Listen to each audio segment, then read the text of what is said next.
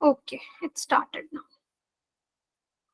So we are being recorded now. Okay, so what I was telling you कि देखो मैंने आपको बार बार बताया मैम, फिर आप बोल दोगे मैं आपका आंसर चेक करूं. मैं आपका आंसर चेक करूंगी, that is content. But answer writing is content plus creativity. Content तो आपको किताबों पढ़ के आएगा, वो मेरा कोर्स नहीं है कि अब मैं आपको थोड़ा बताऊंगी पॉलिटी में क्या पढ़ा है. वो तो आपका पूरा कोर्स है ना जीएस का, या पूरा एक सिलेबस है, फुल ईयर कोर्स है आपका कंटेंट.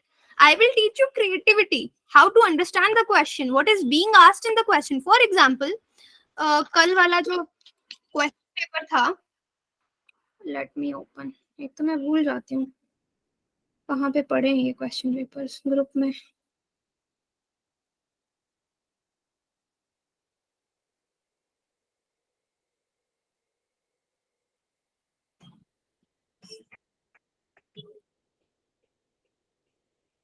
अब नेक्स्ट जब क्वेश्चन चेक करने के लिए दूंगी ना, तब तो एक ही क्वेश्चन आपको दिया जाएगा या 2 क्वेश्चन दिए जाएंगे, तो क्वेश्चन भी लिखना.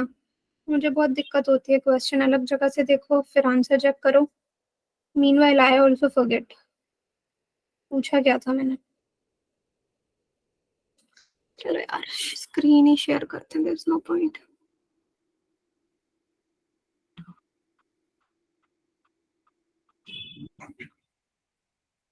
मुझे बता देना स्क्रीन शेयर हो जाए जब. I think you are able to see my screen right, all of you देख पा रहे? कोई बता दो. Yes. Yes, ma'am. Yes, ma'am. Okay, Yes, ma'am. सो यहाँ पे है डे 3 का भी मैं आपको दिखाती हूँ. कल वाला एक्सरसाइज देख लेते हैं एक बार, ठीक है. फॉर एग्जाम्पल मैंने आपको कहा व्हाट आई सेड कि कंटेंट एंड क्रिएटिविटी दो अलग अलग चीजें हैं. तो सपोज मैंने आपको ये क्वेश्चन दिया है, describe the various causes and effects of landslides. So I am not here to teach you what are landslides. That is not the purpose of this course. I am not here to tell you what are the components of national landslide risk management.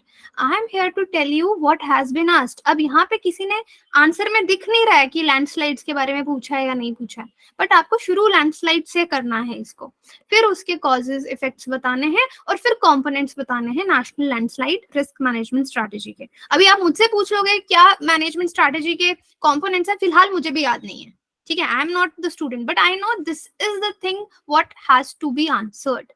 Okay, for example look at this question. An essential condition to eradicate poverty is to liberate the poor from deprivation. दो चीजें हैं कि भाई एक तो हम eradicate कर रहे हैं पॉवर्टी को, that is one thing. Is to liberate, ये हमने प्रूफ जस्टिफाई करना है किस तरीके से. ये देखो आगे पूछा substantiate this statement with suitable examples. तो इसने बताया भी है कि सब्सटैंशिएट मतलब और आगे जाके एक्सप्लेन करो, प्रूव करो इस स्टेटमेंट को विद एग्जांपल्स, ठीक है.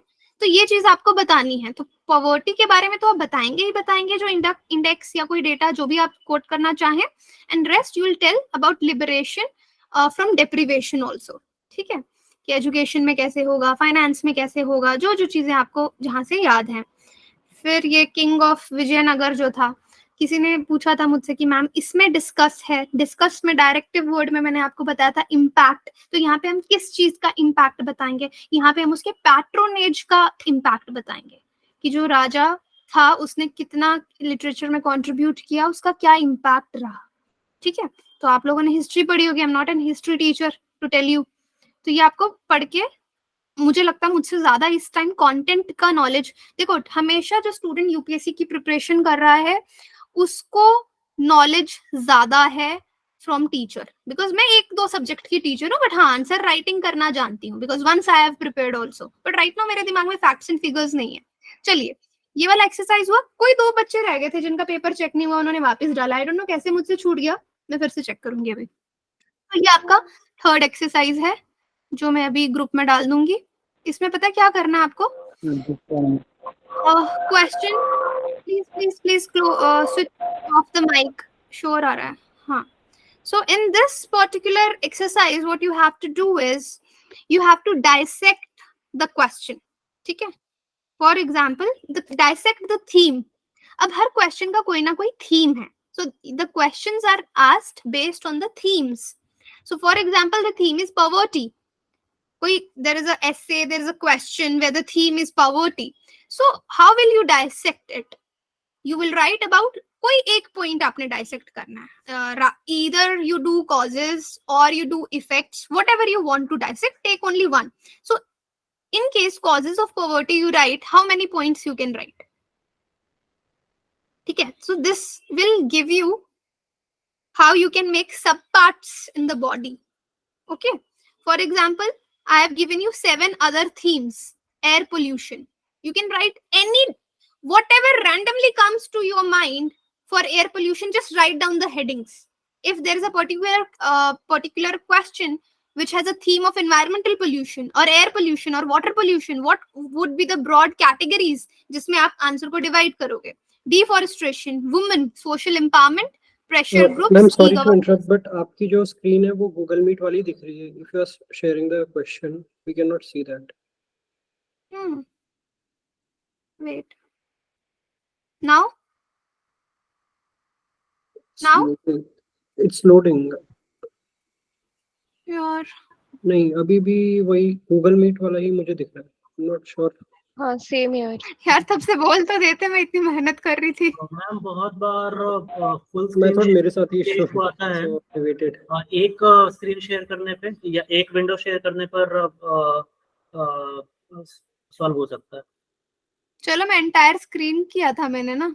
Late me do see now what you are able to see. मैंने पहले भी यही किया था. I don't know. अभी वो बैकग्राउंड में है मैम. हां तो आप दिखा. हाँ इसको. हाँ अब दिख रहा है. मैं इतना मस्त होके पढ़ा रही हूँ कि दिख रहा है तुम लोगों को सब. चलो ठीक है. ये है. ठीक है. ये this is the theme.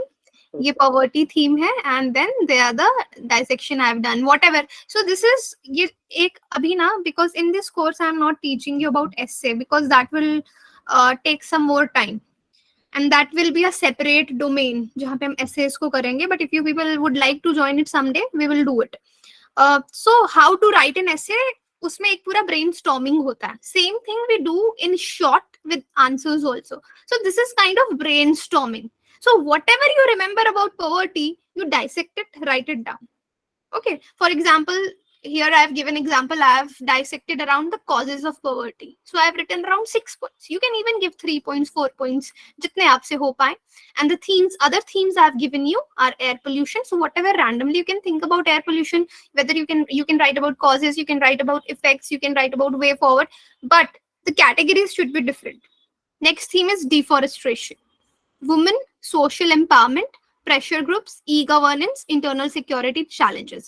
So it is a brainstorming exercise because on the day of the exam, अभी मैं आपसे कोई ऐसा चीज पूछ लूं कि टूरिज्म को कैसे इंक्रीज कर सकते हैं इन अ पर्टिकुलर इंजेंट के जहां पे इतना ज्यादा टेररिज्म है.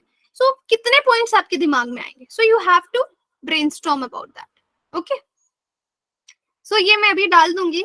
After the class, this PDF will be there in the group. So you have to submit me by tomorrow. Okay. And because after this exercise, we will start doing, please switch off the mics. So after this exercise, we will start doing full answers. Okay. So before we start with full answers, today I want to teach you about ethics. ठीक है. Because अभी तक जितना हमने exercises किया ये सब किसके बारे में था? This was about GS1, GS2, GS3. Okay. So किसी का कोई एडमिट होने के लिए है क्या? नहीं. ठीक है. किसी का कोई क्वेश्चन है क्या? Anything? Intro body no. Intro body intro में जो इंट्रोडक्शन जो देते वो बॉडी में क्या मैम होता है, मतलब का जो स्ट्रक्चर का बनाया समझ में. नवनीत एक बार फिर से पूछेगा मुझे क्वेश्चन. कोई भी क्वेश्चन में 3 पार्ट होता है मैम, इंट्रो, बॉडी और कंक्लूजन.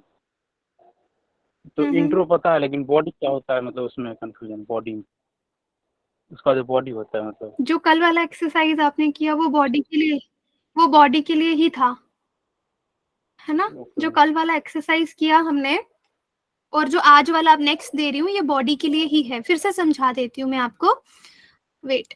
सो आपका क्वेश्चन आई एड्रेस, ठीक है, अपने माइक्स प्लीज बंद रखिएगा। मैंने आपको कल भी बताया था कि इस तरीके से आपकी शीट होगी, फिर से समझना इस तरीके को, ठीक है। इंट्रोडक्शन में मैंने आपको बोला कि 4-5 लाइंस आपको लिखनी है, ठीक है। नाउ बॉडी में क्या होगा, तो जो कल आपने एक्सरसाइज किया ना कि पार्ट्स ऑफ द क्वेश्चन, वो सारी चीजें यहाँ पे अप्लाई करनी है आपने बॉडी में, कि पार्ट्स ऑफ द क्वेश्चन क्या है वो बॉडी में आंसर किए जाएंगे। जो कल आपको मैंने भेजा I will write about this, जो क्वेश्चन 7 दिए, वो यही समझने के लिए दिया कि बॉडी में क्या लिखोगे, पहले समझो तो सही। तो आपने समझा कि वो राजा वाला क्वेश्चन था या आरटीआई एक्ट वाला क्वेश्चन था कि मैं ये चीजें इसमें लिखूंगा, तो वो कहाँ लिखोगे, बॉडी में लिखोगे। अब जो मैंने नेक्स्ट थर्ड एक्सरसाइज दी है कि उस बॉडी को अगर थीम पॉवर्टी है जनरली, तो आप उसके कितने सब पार्ट्स बना सकते हैं। तो ऐसे एक सब पार्ट आएगा बॉडी में, ठीक है, 2 शीट्स तो आपकी लगेंगी 250 वाले आंसर में, ठीक है। फिर इसमें आप अलग अलग 3-4 पॉइंट देंगे, फिर कम से कम 3 डायमेंशंस तो बॉडी में एक्सप्लेन करेंगे ना। इन्वायरमेंट डायमेंशन एक्सप्लेन कर दिया आपने, पॉलिटिकल डायमेंशन एक्सप्लेन कर दिया है ना, आपने एथिकल डायमेंशन एक्सप्लेन कर दिया, या आपने कोई भी और डायमेंशन एक्सप्लेन कर दिया। 3 डायमेंशंस बहुत होती हैं और उसके नीचे पॉइंट लिखोगे, तो वही तो बॉडी है जो आपने क्वेश्चन पीछे वाली जो 2-3 एक्सरसाइज की हैं। अब आगे आप क्वेश्चन लिखेंगे ना तो आपको धीरे धीरे और पता चल जाएगा। अब मैंने आज का सेशन क्यों रखा था, एक तो आपको ये नेक्स्ट वाला एक्सरसाइज समझाना था, और next I wanted to teach you about ethics, ठीक है। एथिक्स किस किसने पढ़ लिया है?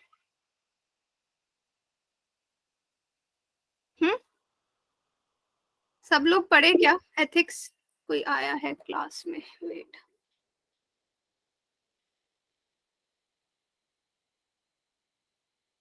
एक सेकेंड रुक जाओ। Again there are people late आते हैं ना, फिर मुझे डिस्टरबेंस होता है। कुछ ऐसा नहीं हो सकता कि मुझे एडमिट करने की जरूरत ना पड़े? कोई सेटिंग पता है क्या जी मीट की? I am technically weak with G Meet. Is there a setting यहाँ पे खुद ब खुद पीपल कैन कम, कोई टेक्निकल हमारे बीच में हो, दे कैन टेल अस।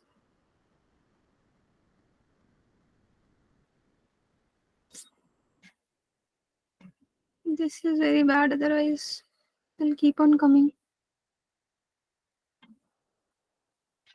ठीक है, एथिक्स मुझे नहीं पता आप में से कितने लोगों ने एथिक्स पढ़ा है, but ethics is very important. Okay, see again somebody has come. यार प्लीज जल्दी आ जाया करो, मुझे अपना स्क्रीन स्टॉप करके सबको वो करना पड़ता है, एडमिट करना पड़ता है। Please be on time, otherwise there is no benefit. अब मैं किसी को एंटर नहीं दूंगी, जिसको देखना है रिकॉर्डेड देखेगा। चलो, तो एथिक्स इज वेरी इंपॉर्टेंट। तो अभी तक जो भी चीजें हमने पढ़ी वो किसको मद्देनजर रखते हुए पढ़ी? GS1 को, GS2 को और GS3 को। तो आपको पता है GS1 का क्या सिलेबस है, 2 का क्या, 3 का क्या, ठीक है। तो I am specialized in GS3। Now I am also specialized in 4 also ethics, ठीक है। तो एथिक्स का तभी मैं करवा रही हूँ। अब the way you write answers in GS1, 2, 3 they are different. The way you write answers in GS4 they are different. तो वो आज मैं आपको थोड़ा सा समझाऊंगी, क्योंकि अब जब हम आंसर राइटिंग शुरू कर देंगे तो आपको एथिक्स के क्वेश्चंस भी मैं दूंगी, तो आपको तब कंफ्यूजन नहीं होनी चाहिए। तो एक जनरल लेक्चर ये एथिक्स के लिए है। तो सबसे इंपॉर्टेंट है एथिक्स में that how to in answer how to write introduction. In writing introduction of GS papers 1, 2, 3 are different, and for ethics it is totally different. क्योंकि introduction is the first impression, कि आपका क्या impression examiner पे पड़ेगा. From there he can sense your whole personality, that what this child is going to write. So examiner gets introduced to you through this introduction, and या तो आपका introduction आपका lasting impression देगा कि क्या बढ़िया आदमी है, या तो लास्ट इंप्रेशन देगा कि बेकार है। Okay, that important is introduction in ethics.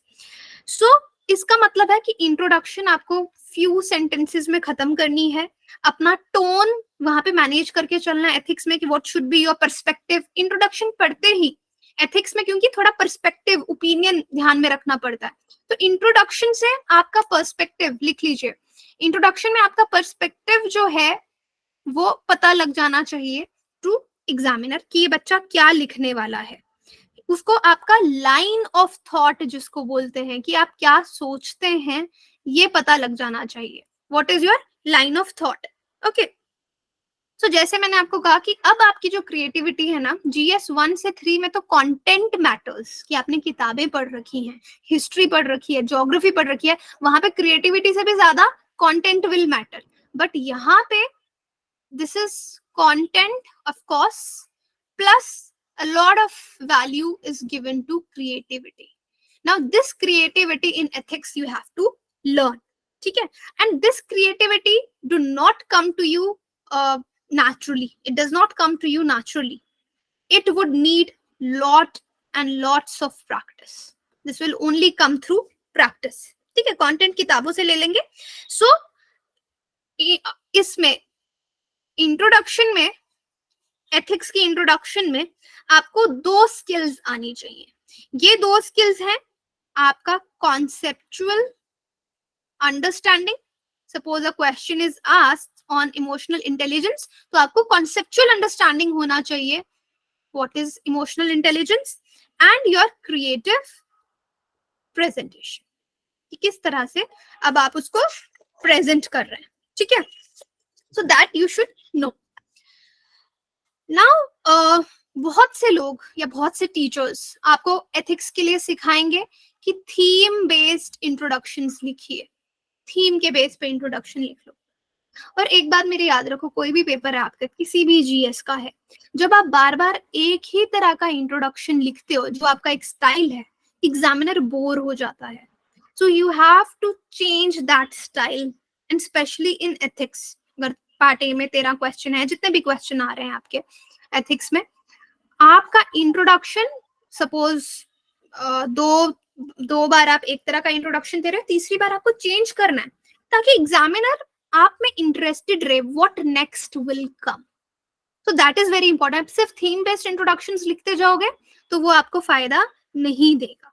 Now what are the ways to introduce ethics में, what are the ways to introduce. तो फिर मैम आप पूछेंगे किस तरह से इंट्रोडक्शन लिखी जाए अगर थीम वाला बार बार नहीं लिखना है, what are the ways. So I will give you few ways कि ठीक है, कुछ कोचिंग सेंटर्स आपको या कहीं पे ऑनलाइन आपको की थीम्स मिल जाएंगे, उन थीम पे आप अपना इंट्रोडक्शन बना लो। आ गया कोई और बच्चा भी, मैं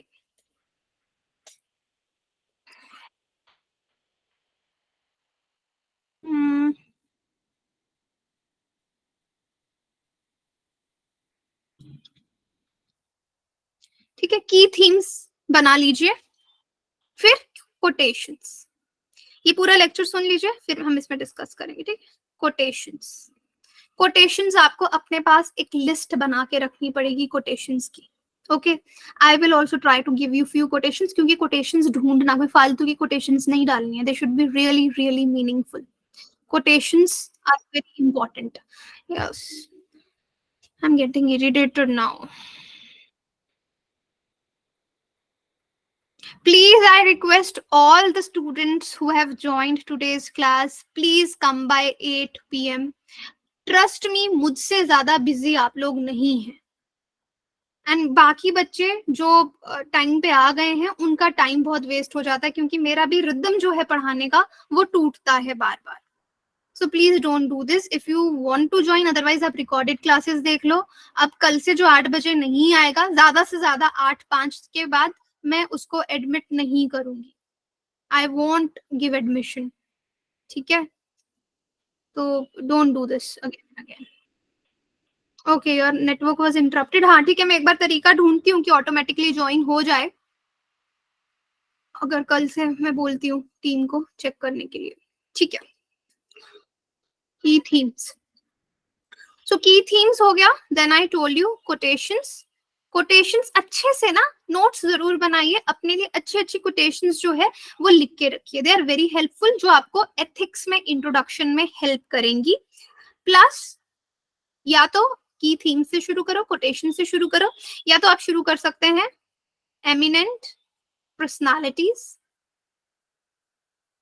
ठीक है, जैसे पुराने लोग हो गए, महात्मा गांधी हो गए, अब्राहम लिंकन हो गए, कुछ पर्सनालिटी से आप शुरू कर सकते हो।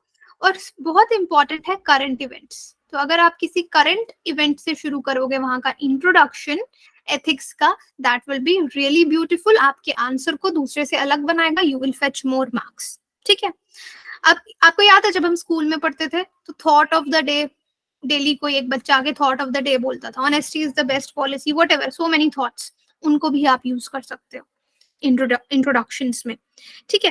अब बात आती है कि कोटेशंस, कि कोटेशंस किस किस की कोटेशंस, किन लोगों की कोटेशंस यूज की जाए। जो लीडर्स हैं, महात्मा गांधी हो गए, अब्राहम लिंकन हो गए, है ना, उन सब के, क्योंकि वर्चूज आप पढ़ते हो एथिक्स में, honesty, you read about many other virtues, उन लीडर्स ने वो वर्चूज अपने लाइफ में प्रैक्टिकली वो उस तरीके से जिए हैं, तो आप उनका एग्जाम्पल दे सकते हो। ग्रीक फिलोसोफर्स आपको बहुत सारे मिल जाएंगे, आप फिलोसोफर्स के कोटेशंस को यूज कर सकते हो। और इनफैक्ट आजकल जो आपका कोई फेवरेट स्पोर्ट्स पर्सन है, उसने कोई स्टेटमेंट दिया है, आप उसको भी यूज करके जो है अपना इंट्रोडक्शन, मतलब रेलेवेंट होना चाहिए क्वेश्चन को लेकर, ऑफ कोर्स, यानी कि कुछ भी यूज कर लिया जो रेलेवेंट है उसको यूज कर सकते हो। खुद का कुछ नया कोटेशन वगैरह मत बना लेना, पकड़े जाओगे। ठीक है। बिकॉज जो एथिक्स के पेपर चेक कर रहे हैं वो फिलोसफी के बहुत बड़े बड़े लोग हैं, सो मोस्टली उनको सब कुछ याद है। तो लीडर्स, फिलोसफर्स, स्पोर्ट्स पर्सन्स, इनके द्वारा की कोटेशंस का लिस्ट बना लो प्लीज। जो मैं काम बोलती हूँ अभी कर दो, if you put it on tomorrow it will never be done. Okay, चलो अब मैं आपके साथ ना कुछ एक क्वेश्चन लिखूंगी स्क्रीन पे, आप लिखिए। ठीक है। ये क्वेश्चन आया है यूपीएससी में, एथिक्स का क्वेश्चन है। What does ethics seeks to promote?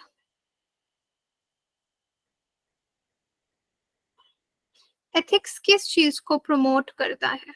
ठीक है। What does ethics seeks to promote?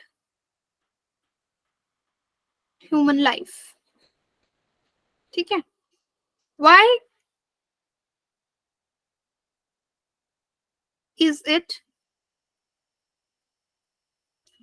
all the more important?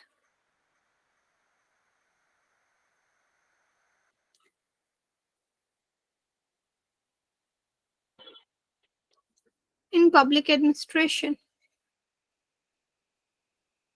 ठीक है। तो मतलब ये जो है ना, ये line ethics seeks to promote, sorry यार अंडरलाइन गलत हो गया, एथिक्स सीक्स टू प्रमोट, इसका मतलब है they are asking about relevance of ethics. तो एथिक्स के सिलेबस में एक सब टॉपिक है एसेंस ऑफ एथिक्स, वहां से ये क्वेश्चन उस रेलेवेंस में पूछा गया है। ठीक है। तो अब इसके इंट्रोडक्शन के लिए क्या यूज किया जा सकता है? So there was a leader, नाम मुझे उनका भूल गया, एक कोट मैंने उनका यहाँ पे लिखा है जिससे आप शुरू कर सकते हो। तो यहाँ पे कुछ कोट्स तो आज मैं ही आपको दे दूंगी। A man without ethics is a wild beast.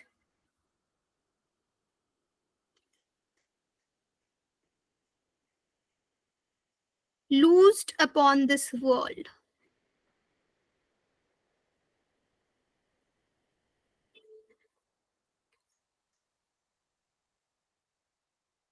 ठीक है।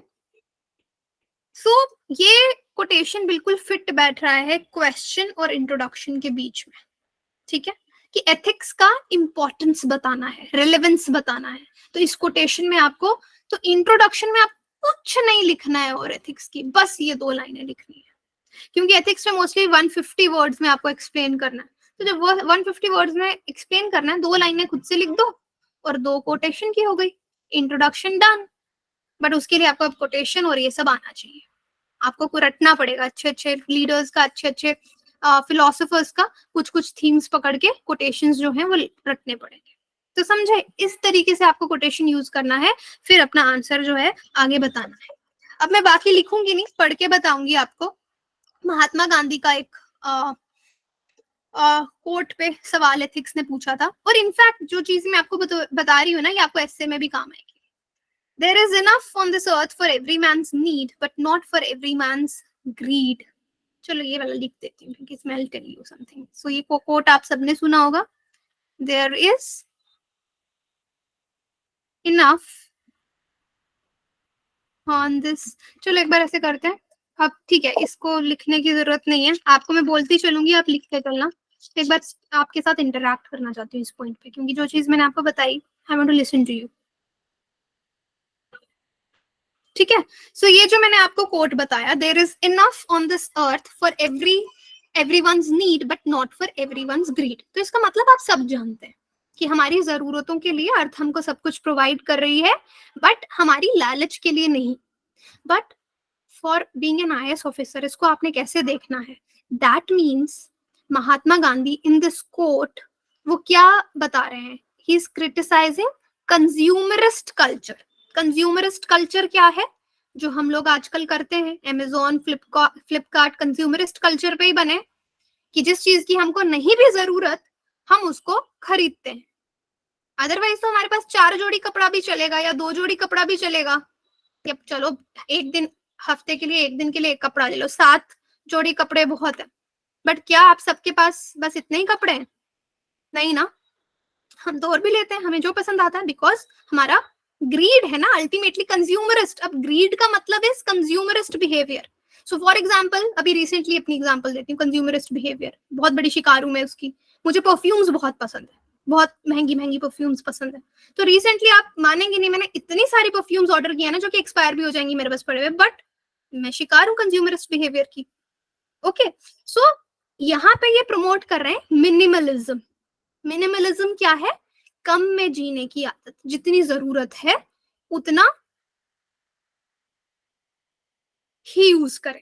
ठीक है, तो अब इसको आपने बताना है, इस क्वेश्चन को आपने डिस्कस करना है एथिक्स के पेपर में। तो यहाँ पे आप एक ग्रीक फिलोसोफर हैं, again I am weak with the names, आप सर्च कर लेना। उन्होंने कहा था मिनिमलिज्म पे, ही हैज द मोस्ट, लिखिए, he has the most, who is most content with the least.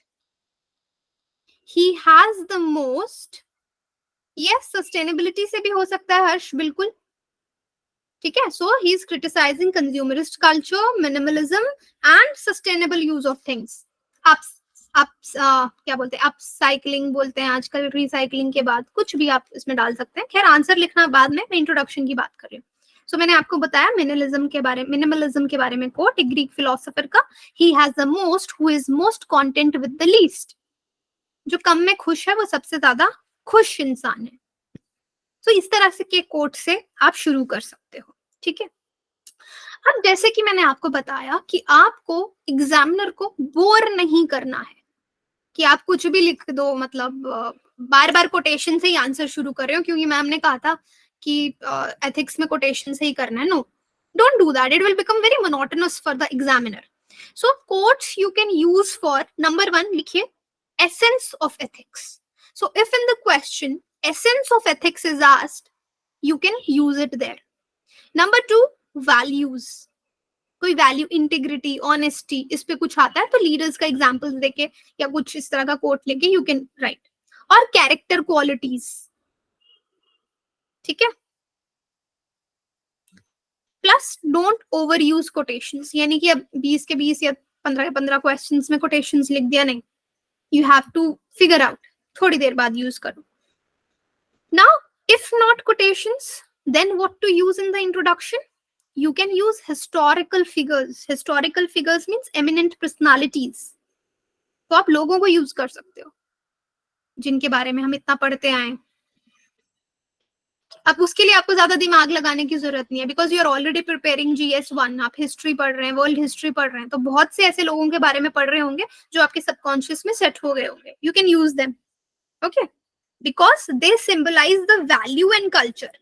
क्योंकि जो एथिक्स में वैल्यूज हम सीखने की कोशिश कर रहे हैं, जिस कल्चर को समझने की कोशिश कर रहे हैं, those eminent personalities were example, living example of those virtues.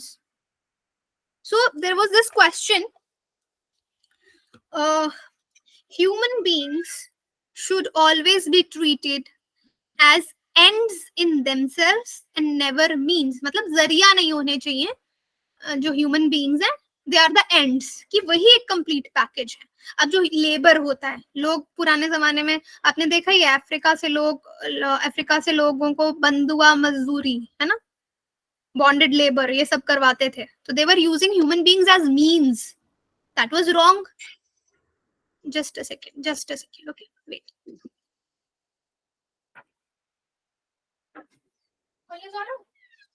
Door के कविता मैं देखती हूँ।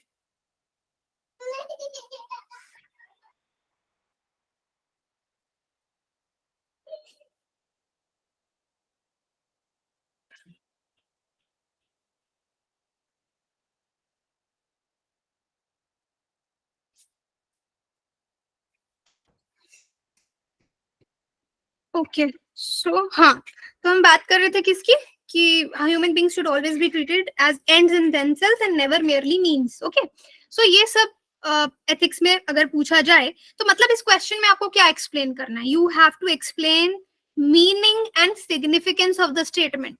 तो जो पुरानी एक्सरसाइजेस हमने किया वो एथिक्स में काम नहीं आएंगी। अब ये स्टेटमेंट दे दिया, इसको समझना है। So what they want from us, हमसे क्या चाहता है एग्जामिनर, कि हम इस स्टेटमेंट का मीनिंग एक्सप्लेन करें, कि क्या समझ में आया इस स्टेटमेंट से, what is the significance of the statement, and along with that what are its implications in the modern world। आज वो चीजें होती हैं, what are the implications in our, because in what society we are living in a techno economic society। okay, so what are the implications, that's what we have to explain in such questions, because this statement is an idea, right, this statement is a idea that ऐसा होता है। so आप इसमें eminent personalities से शुरू कर सकते हो, the people who have fought against apartheid or the people who have fought against labor। recent में आपने कैलाश सत्यार्थी का नाम सुना है, उन्होंने चाइल्ड लेबर के खिलाफ काफी काम किए, है ना, नोबेल प्राइज भी मिला था उनको। उनका नाम यूज कर सकते हो, उनके काम को यूज कर सकते हो, अब्राहम लिंकन को यूज कर सकते हो। Okay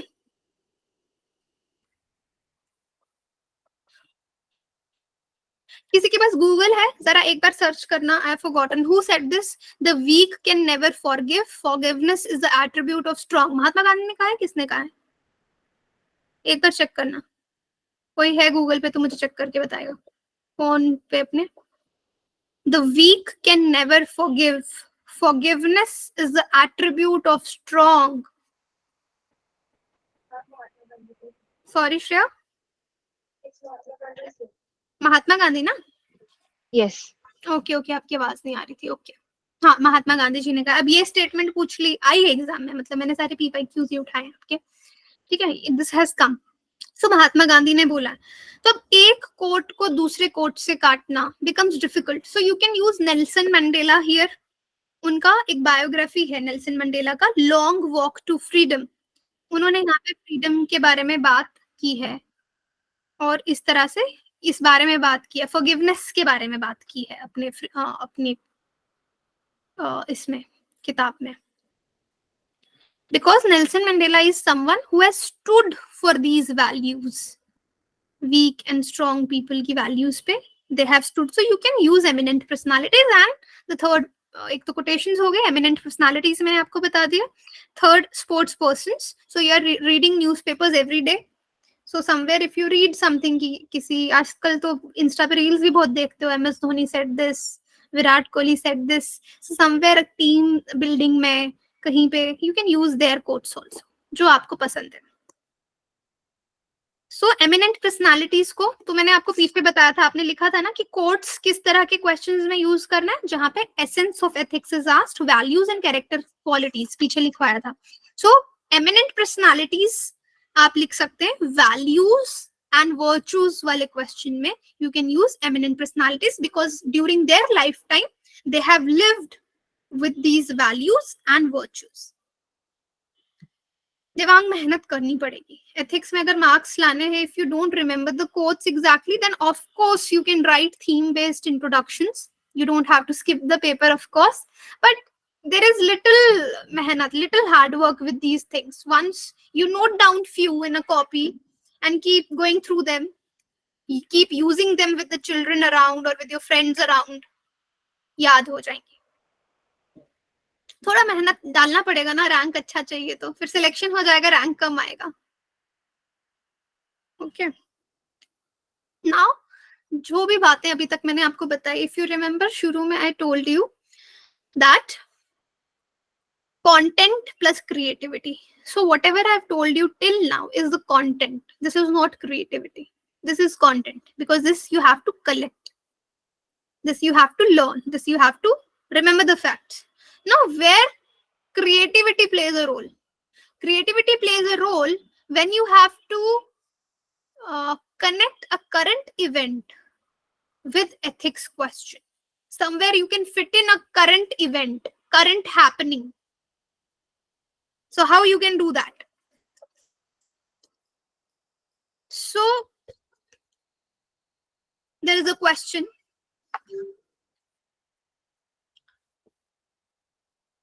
It is often said that politics and ethics do not go together. What is your opinion in this regard? Justify your answer with illustrations.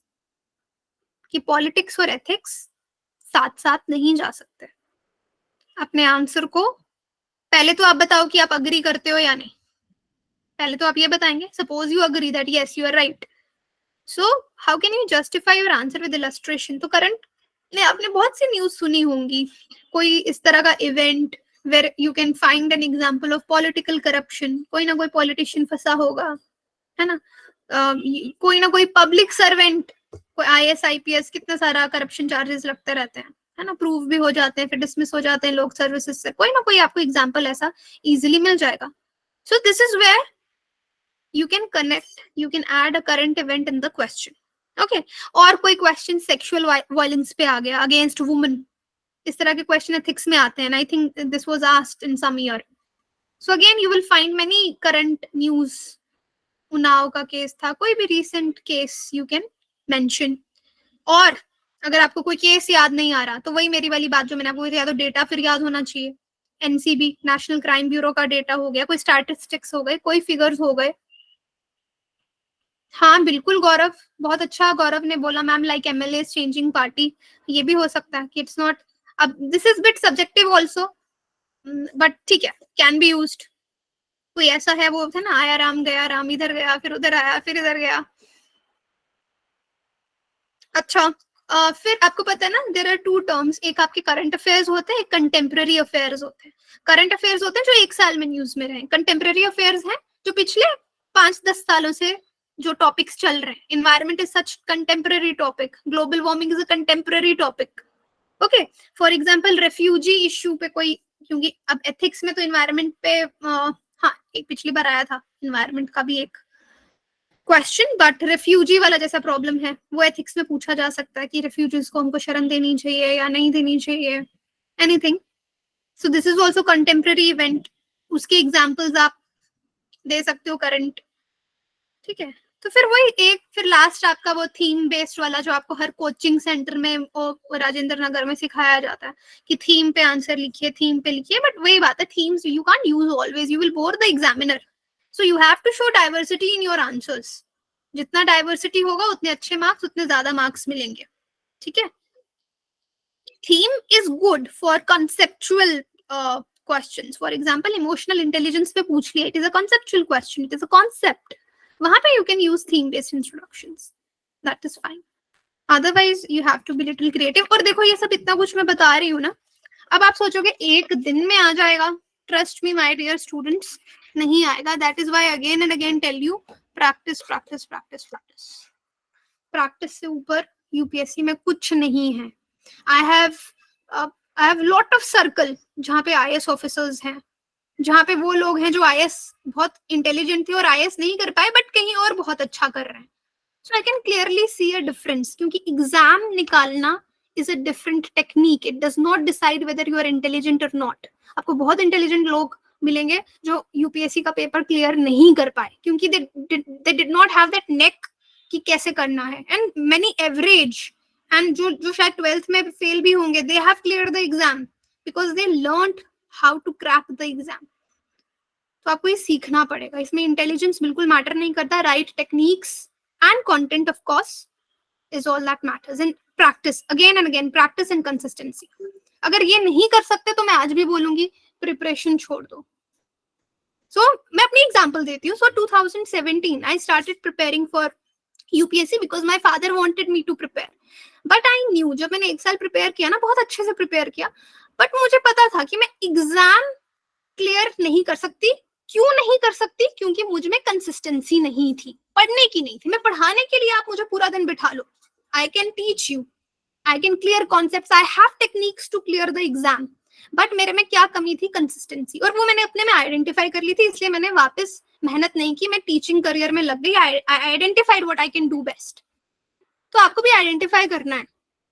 If you don't have consistency तो फिर इसमें पढ़ने की जरूरत नहीं है. 2 घंटे 3 घंटे पढ़ के पेपर नहीं होगा. और अगर आप नहीं दे पा रहे एफर्ट्स तो फिर आप टाइम वेस्ट करें. इससे अच्छा आप कोई और स्किल सीखें और वो करें. आई am not discouraging you, this is the reality of life. It needs consistency. Daily के डेली पढ़ना. और consistency again is not daily पढ़ना. इट्स लाइक अगर आपने हफ्ते में 5 दिन सोचा है कि मैं 10 घंटे पढ़ूंगा तो पढ़ो. सैटरडे संडे एंजॉय करो, but those 5 days should be must. Okay, so that is why I have told you about ethics, to give you an idea how it differs from GS 1, 2 and 3 and this GS 4. It's a bit different.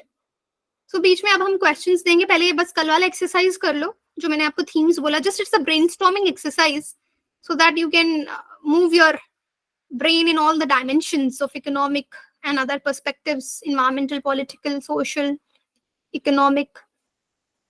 उसके बाद हम full answers and evaluation शुरू कर देंगे. ठीक है? So I want to tell you today something about me. I don't know आप लोग किस तरीके से मुझे just a second.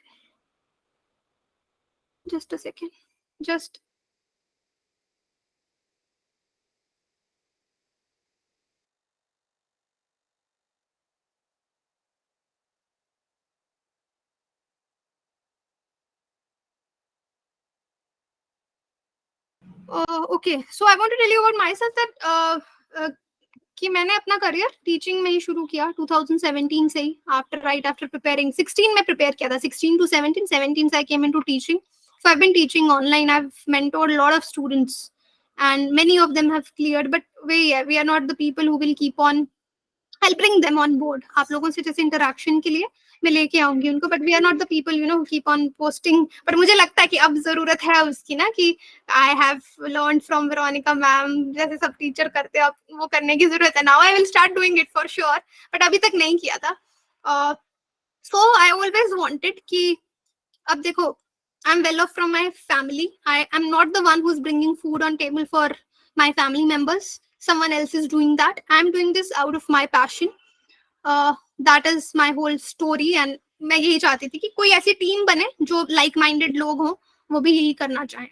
So we have worked with different companies during these 6 years. So one thing that I was not satisfied working with big companies was over the period of time, जो content होता है वो dilute होता है and their motto changes. Nobody cares about the content. कुछ और ही चलता है. So I think अभी recently I'm thinking to launch a course. अभी सोचा है. So आपने देखा होगा ग्रुप में भी डाला है. So if it is successful, I'll be teaching few. अब काफी inquiries आई हैं बच्चों के. I'll start with only 50 students.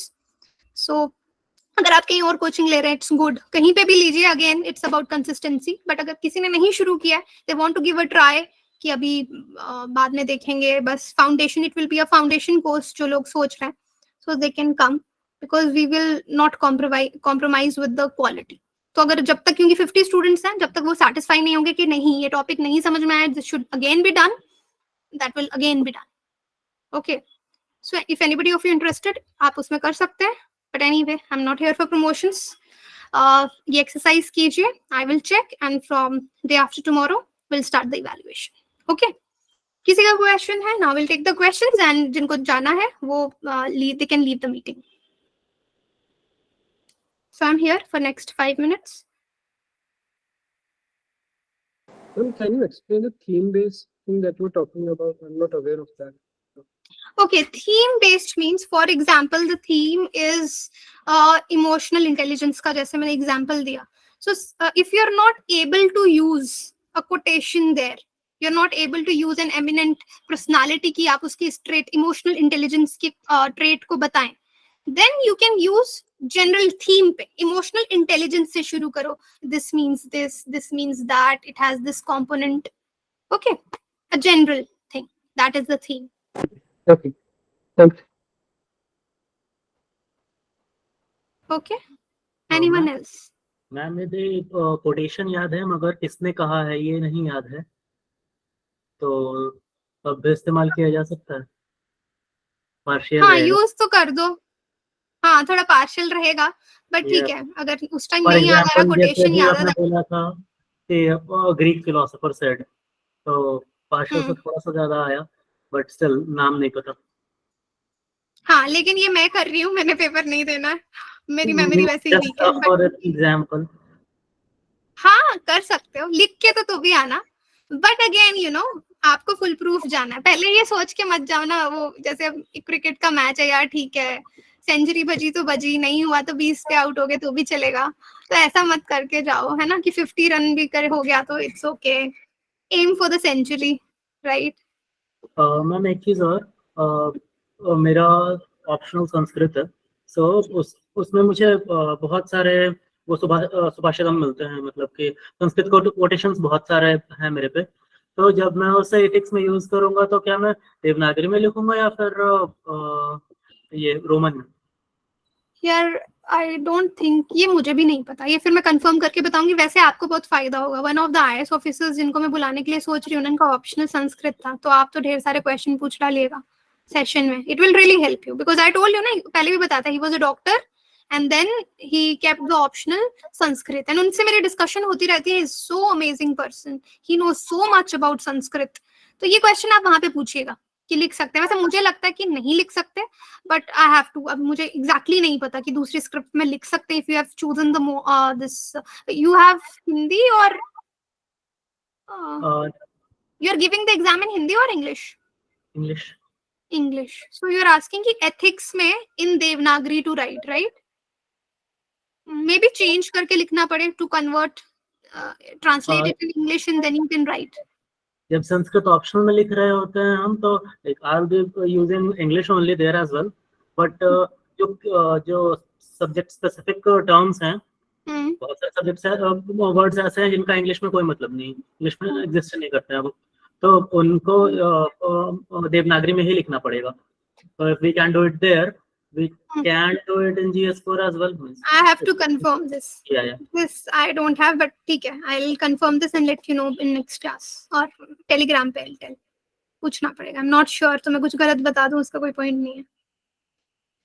एक चीज और मैम, ये अभी जैसे करंट इवेंट्स में एथिक्स से रिलेटेड या चीजें डालनी है या फिर करप्ट लीडर्स का वो डालना है, तो नाम उसमें डाल सकते हैं. फॉर एग्जांपल अभी चंद्रबाबू नायडू जेल गए हैं, तो उनका नाम डाला जा सकता है?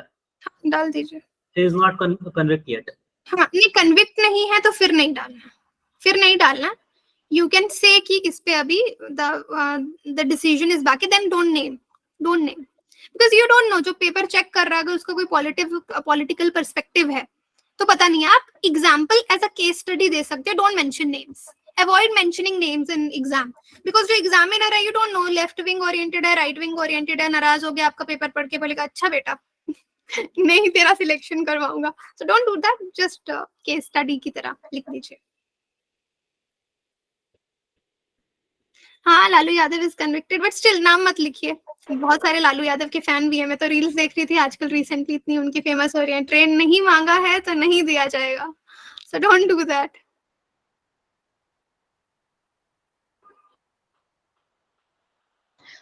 Ma'am, I have a question. Okay Abhay. Abhay आप एक सेकेंड, अभय आप मुझे व्हाट्सएप पे मैसेज करो, मैं आपको वो अलग से समझाती हूँ. हाँ जी श्रेया. Ma'am, generic है with respect to what we are going to do over the course of this thing.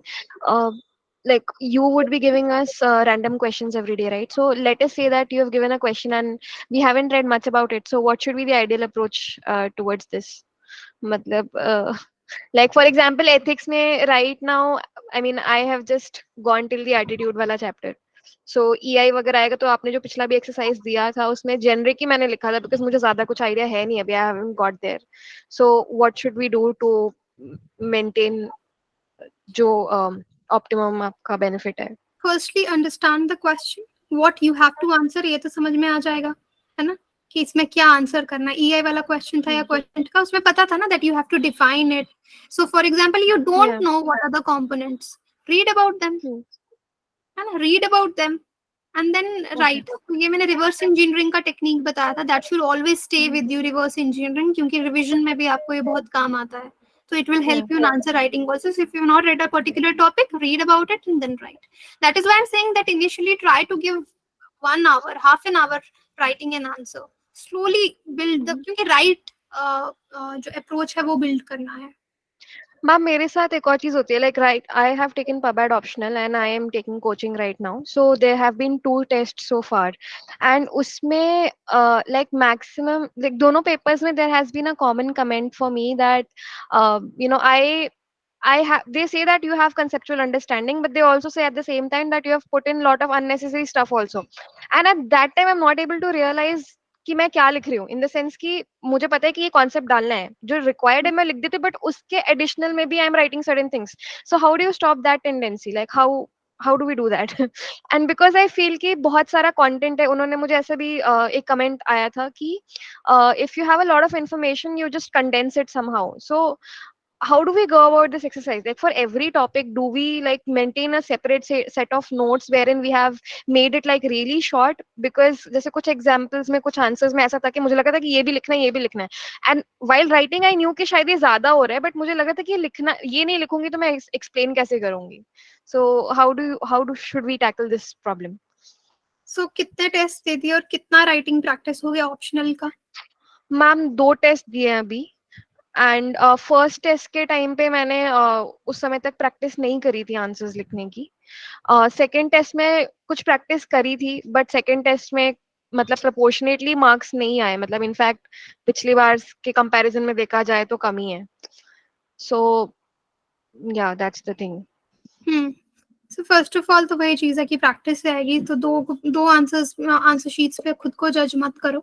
The next thing that is very important that you have identified your problem, that your problem is कि आप extra लिख रहे हो. तो जब identify कर ही लिया है तो उसका सोल्यूशन ये है कि उसको मत लिखो और कंडेंस्ड फॉर्म में लिखो. सो कंडेंस्ड फॉर्म में लिखना होता है, आपने एनसीईआरटीज पढ़ी है? हाँ. तो एनसीईआरटीज में देखा ना, बहुत कंडेंस्ड लैंग्वेज लिखा होता है. 2 लाइनों का भी इतना ज्यादा मतलब होता है दैट उसको एक्सप्लेन करने बैठेंगे तो it will take 1 full page, but they have condensed it in 2 lines.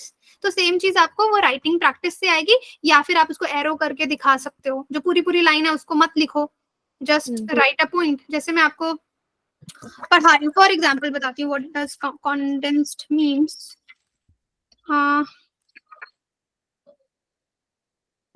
For example normal, तो जैसे मैंने आपके लिए आज के लेक्चर्स बनाए थे कि मैं बच्चों को क्या पढ़ाऊंगी, ठीक है. So I always take notes even before teaching, ठीक है, बिकॉज मैं अच्छे से पढ़ा होगा तो आपको बताऊंगी. तो मैंने लिखा art equal to content plus creativity, ठीक है. लेकिन अब मैं आपको एक्सप्लेन कर रही हूँ तो मैंने कितना कुछ एक्सप्लेन किया ना इसमें, that what is content, what is creativity. तो इसी तरीके से अपने शॉर्ट नोट्स जो आपने लास्ट में कहा ना, वो आप अगर बना लेंगी ना, that will really help you. Shreya, आपके कितने अटेम्प्ट हो गए? Ma'am, I have given 3 prelims before this and I was working. So to be very honest, there have been some shortcomings on my part as well. Maybe while working also I could have managed better, but yes, time was always a problem. So prelims एक भी नहीं हुआ है अभी तक. तो देखो, एक बार भी एक अटेम्प्ट में भी आपने नोट्स बना लिए ना, आपके आगे फॉर एग्जाम्पल 5% चांस कि आपका नहीं सिलेक्शन होता, आपके नेक्स्ट अटेम्प्ट्स आपके लिए बहुत इजी हो जाएंगे और आपके chances to clear the exam बढ़ जाएगा. सो ऑप्शनल के नोट्स अगर जितने छोटे बना सकते हो उसको बना लो, उससे आपकी आंसर राइटिंग में भी हेल्प होगी, because you will have a picture in your mind जब क्वेश्चन आएगा कि उसको कंडेंस्ड कैसे लिखना है. तो यही तरीका है, practice, make short notes already and keep them and keep revising, otherwise there's no other way. Okay. जैसे मैंने आपको बताया कि आपने एक चीज पढ़ लिया, जब आपने एक चीज पढ़ लिया उस टाइम नोट्स मत बनाओ. एक पेज पढ़ लिया, अभी ताजा याद होगा तो उसके नोट्स बना लो. तो वो बहुत कॉन्डेंस्ड बनेंगे. Okay. Yeah, note making will really help you. I'll tell it to everyone. पता नहीं कोई बिना नोट्स के किया होगा क्लियर, वो भी I डिजिटल नोट्स actually बनाता tried होगा. doing that with a couple of मतलब जो भी chapters भी पढ़ाए थे, so at least for the second one it was all about thinkers, so I did make notes, and while it did help me remembering whatever I needed to put down on paper, I still you know, instead of making it very concise, I don't know why I just wrote it a lot. So yeah, So see, I you just know it and still you do it, then it's only you who can work on it. yeah. You know the ways, right? You know the ways. You needed a validation. I've given you a validation. Now you have to work on that. Yeah. Okay. So somebody asked, ma'am, what is reverse engineering? Reverse engineering का मतलब है, जैसे श्रेया ने बोला कि उन्होंने emotional intelligence के बारे में नहीं पढ़ा, तो आपको मैंने क्वेश्चन दे दिया to write on emotional intelligence, but you don't know anything about it. So what you do, you go to the Google, you type what is emotional intelligence, what are the components of emotional intelligence, or you have a book from where you can read, go back, read, and then write the answer. So that is reverse engineering, and how it helps you in your revision when we start practicing the mock tests. So whenever you will sit for a mock test, there will be many questions you might not have heard about them whole year. So what will you do? You will go back home. You will see, okay, there is a term called genetic engineering and I don't know about it. You'll go and read about genetic engineering. So this is known as reverse engineering. So you're not reading syllabus and then attempting questions. You are attempting questions and from there you are reading, going back and reading. So that is reverse process.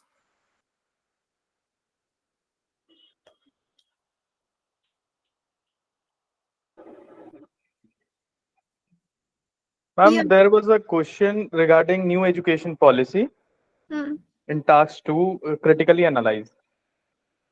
तो ma'am critically analyze में critically मतलब critical introduction ही होगा या general introduction हो सकता है? देखो general भी हो सकता है, but you don't need to start from SDG 4 and details of national education policy. You can directly start one line on national education policy कि ऐसे ऐसे launch हुई है, these are the pros, these are the cons, and then you can go start critically. I feel this will help you better. You'll be on the point जो पूछा गया. ठीक है, जैसे लैंडस्लाइड वाला क्वेश्चन है, that is bit in explanatory form. So वहां पे they have not asked to define landslides, but you still have to, because that is in explanatory mode. But this is not the explanatory mode. They need a critical angle. So I told you in critical angle, मैंने आपको notes लिखवाए थे ना उस दिन, और उस दिन भी क्रिटिकल में देखो मैंने अपने नोट्स में क्लियरली लिखा है that you have to start from the cons part. I don't know आप किस तरह नोट्स बनाते हो. अब मैं इसको देखूंगी तो मुझे एकदम दिमाग में है कि how I have to start my answer, है ना. You have to give cons, that means then constructive feedback I explained you, then with solutions and some positives you have to end it. Okay Thank you. anyone else? So एक चीज again I would say, जो मैं बोल रही हूँ वो लकीर का फकीर नहीं है. I'm trying to tell you what is the best practice we have seen when we talk to the toppers, when we talk to so many people who are preparing, who have cleared the exam. But you never know कि दूसरी चीज भी work कर सकती है. But this अब मैं आपको बताती हूँ आंसर चेक कैसे होता है. बहुत लोग बोलते हैं ना कि यार अलग अलग एग्जामिनर यूपीएससी का पेपर चेक कर रहा है, सो मूड पे है किसको कितना मार्क्स दे. ऐसा नहीं होता. सो व्हेन इस तरह का पेपर दिया जाता है, जो मैंने आपको एक्सरसाइज कराई ना, तो उनको बताया जाता है गिव जो पार्ट्स वाला क्वेश्चन था, if the student has defined landslides give him 1 mark. If the student has explained causes, so for example, बहुत से बच्चों ने आंसर में जो कल मैंने लिखा डेफिनेशन ऑफ लैंडस्लाइड नहीं लिखा था, तो मेरे तो पेपर में मुझे सेटिंग में लिख के आया है कि ये नहीं लिखा है तो 1 नंबर कटेगा. तो ऐसा नहीं है कि कोई मूड पे चेक कर रहा है. उनको कंपोनेंट्स आए होते हैं. अगर बच्चे ने ये कंपोनेंट और इसका एग्जाम्पल दिया है तो इतने मार्क्स, एग्जाम्पल नहीं दिया तो आधा नंबर काटो. तो इस तरीके से इंस्ट्रक्शंस एग्जामिनर्स के पास आई होती हैं, so that there is a standard checking. Okay. So that is why understanding question is very important.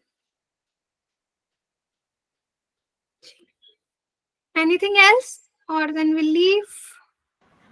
Ma'am एक चीज और, अभी हम आंसर्स की प्रैक्टिस करेंगे और इसके बाद फिर इसके आगे क्या होएगा? अब तो डेली आंसर राइटिंग करेंगे, इवैल्यूएशन होगा और बीच में क्लास ले लेंगे। आपको दिक्कत होगी, मॉडल आंसर्स बीच में डिस्कस कर लेंगे, कुछ नए तरीके जो मैं देखती रहूंगी, मुझे जो लगेगा रेलेवेंट है विल कीप टेकिंग। देखो जब मैंने वैसे ये प्रोग्राम सोचा था ना, तो मैंने सिर्फ आंसर राइटिंग एंड इवैल्यूएशन सोचा था। That is the most feasible part that I can give in this amount. But then I thought, okay, this is my first batch in my venture, so you all people are very special. So वो चीज का benefit, because अब next batches जो आएंगे उसमें इतना ज्यादा time नहीं दे पाएंगे हम, so there will be only answer and evaluation. तो classes तो possible नहीं होंगी. So yeah. मैम इसके बाद फिर इस बैच में या फिर किसी और बैच में एस्से का कुछ आएगा क्या? एस्से का मैं सोच रही हूँ निकालूं, because I am very good at writing essays. So my many friends who have cleared the exam, I used to teach them. So I think I'll bring that. I'll bring that something small. एक ना पूरा comprehensive batch कुछ निकालते हैं जिसमें थोड़ी और चीजें भी सिखाई जाएंगी और एक एस्से का भी निकाला जाएगा. I'm just working on it. See, I'm only one man army, so I have to think कि कितना होगा. जितना मुझसे होगा maximum I'll teach. Yeah, why I'm asking this because yesterday essay का पेपर हुआ. What happens with me is that when I see a topic, chaotically so many ideas come and it becomes very difficult to organize them. So Okay, give me some time. ये जितने papers हो रहे हैं ना, मतलब एस्से का हो गया और जो मेरे सब्जेक्ट का है मैं वो डिस्कस करूंगी, ठीक है. I will let you know उसमें क्या लिखना था, क्या अवॉइड करना था, वी विल डिस्कस. एस्सेज भी मैं आपको पूरे डिटेल में समझाऊंगी, ठीक है. I will do that, but उसके लिए मुझे भी थोड़ा बैठ के पूरे नोट्स बनाने पड़ेंगे so that I can give you maximum quality. ऐसे अभी देखो, अभी भी मैं ऐसे देख के बहुत सी चीजें बता सकती हूँ, but then they are not, वो बहुत रैंडम होंगी. So I will make themes for you, okay? क्योंकि एसेज और एथिक्स साथ साथ जाता है. जिसका एसे अच्छा हो गया उसका एथिक्स अच्छा हो जाएगा, जिसका एथिक्स अच्छा उसका एसे अच्छा हो जाएगा. We'll do that. तो आप सब लोग मतलब सेल्फ स्टडी वाले हैं और you have taken the batches coachings from some classes, because मेरा कोचिंग का पता नहीं है, मुझे रिकॉर्डिंग पे बोलना नहीं चाहिए ये सब. खैर मतलब मैंने भी ऑफलाइन कोचिंग ली है, तो ऐसा रहता है कि ठीक है कराते हैं, बट बहुत सी चीजें कवर नहीं हो पाती. आई don't no. Self study is the best. हाँ, सेल्फ स्टडी में देखो ऐसा होता है कि कई बार थोड़ा ज्यादा टाइम लग जाता है, बिकॉज वही चीज है ना कि अब ये जो चीजें मेरे एक्सपीरियंस से मैंने आपको एकदम एक क्लास में दे दी, आपको ऐसा नहीं है कि ये चीजें कभी जिंदगी में ही पता नहीं चलती या नहीं चलेंगी, बट थोड़ा टाइम लग जाएगा जब तक आप फिगर आउट करते हाउ यूपीएससी इज. तो वो चीज कोचिंग से थोड़ा सा बेहतर हो जाती है, that you get an idea, fair idea in what direction you have to move, you get streamlined. Okay, great. चलो ठीक है, वी विल कीप वर्किंग. मतलब I focus a lot on answer writing and जो prelims की test series होती है ना, मुझे ऐसा लगता है बहुत इंपॉर्टेंट है ये दो चीजें. ये आपकी प्रिपरेशन को नेक्स्ट एज देती है. चलिए, लेट नाउ, गुड नाइट. कल का एक्सरसाइज कीजिए, then we will start evaluating answers उसके बाद, ठीक है. Okay, good night. Thank you. Thank you, ma'am.